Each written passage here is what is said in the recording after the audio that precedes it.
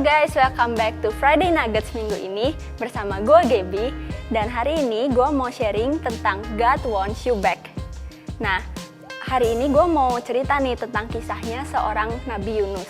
Jadi seperti yang teman-teman mungkin udah tahu, zaman dulu Yunus itu adalah seorang nabi yang waktu itu Tuhan panggil dia untuk pergi ke suatu kota.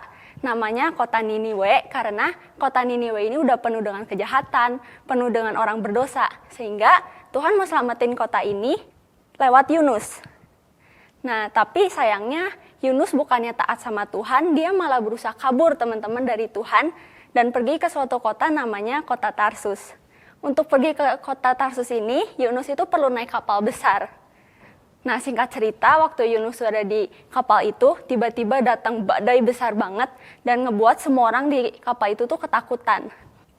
Teman-teman mungkin bisa bayangin keadaannya kayak gimana karena gelap banget, udah gitu hujan deras, banyak petir, terus sampai air ombaknya pun semua pada masuk gitu ke dalam kapal itu, sampai orang-orang itu tuh semua pada doa ke Tuhan mereka masing-masing. Terus mereka juga harus ngebuangin barang-barang mereka dari dalam kapal supaya kapal mereka itu nggak tenggelam.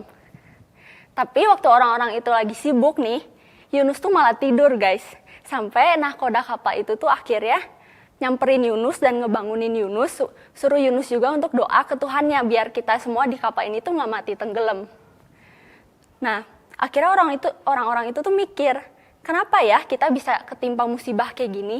Jangan-jangan karena ada orang pembawa sial nih di kapal ini. Akhirnya mereka memutuskan untuk buang undi aja. Dan seperti yang kita semua udah tahu, akhirnya Yunus tuh kena undi dan orang-orang itu buang Yunus ke laut. Begitu Yunus dibuang ke laut, badai itu langsung berhenti gitu. Dan akhirnya Tuhan itu kirim ikan besar untuk selamatin Yunus supaya Yunus tuh nggak mati tenggelam. Dari cerita Yunus ini, apa sih yang kita bisa belajar? Nah, kita tadi udah lihat nih kalau Yunus itu nggak taat sama Tuhan dan justru dia malah lari dari Tuhan. Waktu Yunus lari dari Tuhan, Tuhan tuh nggak diem aja guys. Dia berusaha untuk cari perhatian Yunus lagi sampai akhirnya Yunus tuh sadar gitu. Sama seperti dalam kehidupan kita, waktu kita melenceng dari jalannya Tuhan, God attracts our attention. Nah, gimana sih cara Tuhan itu cari perhatian kita? Yang pertama itu Tuhan izinkan masalah untuk terjadi dalam kehidupan kita. Di Yunus 1 ayat 4 dikatakan bahwa, tetapi Tuhan menurunkan angin ribut ke laut, lalu terjadilah badai besar, sehingga kapal itu hampir-hampir terpukul hancur. Dalam kisah Yunus ini, Tuhan izinin badai itu datang. Kenapa? Karena dia pengen Yunus itu untuk sadar. Nah guys, gue juga punya seorang temen nih. Jadi dia itu punya sifat yang dominan. Dia orang yang suka ngatur di antara teman-temannya dan suka jadi leader kayak gitu. Nah, tapi sayangnya ternyata cara dia ngatur itu nggak disukain sama teman-temannya. Karena mereka jadi mikirnya si teman gue ini sok ngatur. Nah, waktu kalian dengar cerita ini, kalian mungkin mikir, Tuhan seneng banget ya lihat kita dalam masalah. Katanya Tuhan baik. Kok gini sih? Nah, sebenarnya bukan karena Tuhan seneng nih lihat kita dalam masalah, tapi Tuhan pengen kita untuk belajar. God allows storms so we can learn how to dance with Him in the rain. Hidup dalam Tuhan itu bukan berarti nggak ada masalah sama sekali guys. Tapi dalam setiap masalah yang Tuhan izinkan terjadi, yuk kita sama-sama belajar untuk menikmatinya, untuk menari bersama Tuhan di dalam masalah itu. Yang kedua, Tuhan tuh kirimin orang yang tepat. Di Yunus 1 ayat 6 dikatakan bahwa datanglah nahkoda mendapatkannya sambil berkata, bagaimana mungkin kau tidur begitu nyenyak? Bangunlah, berserulah kepada Allahmu, barangkali Allah itu akan mengindahkan kita sehingga kita tidak binasa. Oke, jadi teman gue yang tadi akhirnya dimusuhin nih sama teman-temannya, akhirnya waktu itu dia memutuskan untuk datang ke home gue dan cerita waktu itu ke gue dan home gue. Nah, akhirnya lewat home itu tuh kita bisa ngingetin, kayaknya cara ngomong lu yang kayak gini tuh nggak oke deh. Kayaknya kalau ngomong lu kayak gini, itu jadi akan terkesan lu jadinya nggak sok ngatur. Nah, jadi waktu dia udah cerita kayak gitu, akhirnya dia mulai sadar sama kesalahan dia. Jadi guys, peran komunitas itu sangat-sangat penting. Karena lewat komunitas yang sehat, kita bisa belajar untuk bertumbuh bersama. Tuhan tuh cari perhatian kita dengan cara dia menunjukkan kesalahan kita. Kita baca di Yunus 1 ayat 7-8. Lalu berkatalah mereka satu sama lain, marilah kita buang undi, supaya kita mengetahui karena siapa kita ditimpa oleh malapetaka ini. Mereka membuang undi dan Yunuslah yang kena undi. Ayat 8, berkatalah mereka kepadanya, beritahukanlah kepada kami karena siapa kita ditimpa oleh malapetaka ini. Apa pekerjaanmu dan dari manakah engkau datang? Apa negerimu dan dari bangsa manakah engkau? Nah teman-teman, biasanya Tuhan itu nunjukin kesalahan kita tuh lewat dua hal. Yang pertama itu lewat orang-orang sekeliling kita, makanya tadi yang seperti gue udah ceritain kalau peran komunitas itu sangat penting. Yang kedua itu lewat firman Tuhan. Nah kalau firman Tuhan ini tuh kayak cermin. Kita kan kalau misalnya ngaca nih, kita bisa lihat tubuh kita udah oke belum ya? Kita udah fashionable belum nih? Rambut kita masih kusut nggak? Nah seperti firman Tuhan juga, cermin untuk sikap-sikap kita. Jadi waktu kita merenungkan firman, waktu kita baca Alkitab, kita tuh bisa tahu sikap-sikap mana aja yang kurang oke dan harus kita rubah. Lewat Alkitab tuh kita bisa bertumbuh bareng dan berkembang menjadi pribadi yang lebih baik. Sekarang, kenapa sih Tuhan harus repot-repot amat ya cari perhatian kita? Yang pertama itu, supaya we can acknowledge His presence, atau mengakui hadiratnya. Mengakui hadiratnya itu berarti melibatkan Tuhan, bukan cuma waktu ada masalah aja, bukan waktu lagi happy aja, tapi dalam segala hal dalam kehidupan kita, kita belajar untuk melibatkan Tuhan, untuk tanya Tuhan. Jadi waktu kita lagi mau ambil keputusan, waktu kita lagi mau lakuin sesuatu, atau bahkan waktu kita cuma mau mikir, kita mau makan apa ya, yuk kita sama-sama untuk jangan ambil keputusan sendiri dan tanya Tuhan, supaya hidup kita itu nggak lost dan tetap di track yang benar. Nah yang kedua, Tuhan tuh cari perhatian kita supaya we can acknowledge our sins, atau kita bisa menyadari kesalahan dan dosa kita.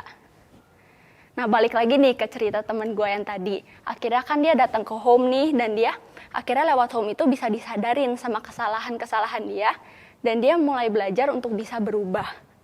Nah jadi teman-teman, kesadaran itu adalah awal dari sebuah perubahan. Nah tapi untuk bisa berubah itu kita gak bisa nih pakai kekuatan kita sendiri. Makanya waktu kita lagi ada masalah, waktu kita lagi mau berubah itu kita harusnya datang ke Tuhan, bukan malah lari dari Tuhan, supaya kekuatan Tuhan itu yang bisa memampukan kita untuk berubah. Di 1 Yohanes 1 ayat 9 dikatakan bahwa jika kita mengaku dosa kita, maka Ia adalah setia dan adil, sehingga Ia akan mengampuni segala dosa kita dan menyucikan kita dari segala kejahatan. Oke, yang terakhir, Tuhan tuh cari perhatian kita supaya we can trust and obey God.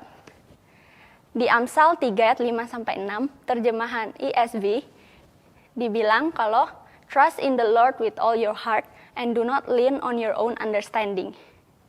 In all your ways, acknowledge Him and He will make straight of your path.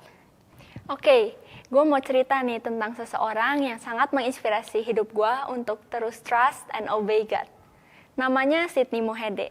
Dia adalah seorang pastor, seorang worship leader, dan seorang penulis lagu Kristen yang mungkin lagunya udah sering banget kita dengerin di gereja. Nah, dia itu sekarang lagi menderita penyakit namanya Meniere's disease dan tinnitus. Jadi penyakit ini tuh nyerangnya ke telinga yang membuat akan ada terus suara mendenging di telinga 24 jam non-stop, dan ini tuh menurut kedokteran tuh belum ada obatnya, bahkan semakin hari itu semakin parah, dan pendengarannya pun semakin menurun. Mungkin teman-teman yang udah nonton film judulnya A Star is Born, kalian lebih ngerti sama penyakitnya, karena pemeran utama di film ini pun menderita penyakit tinnitus dan akhirnya dia bunuh diri.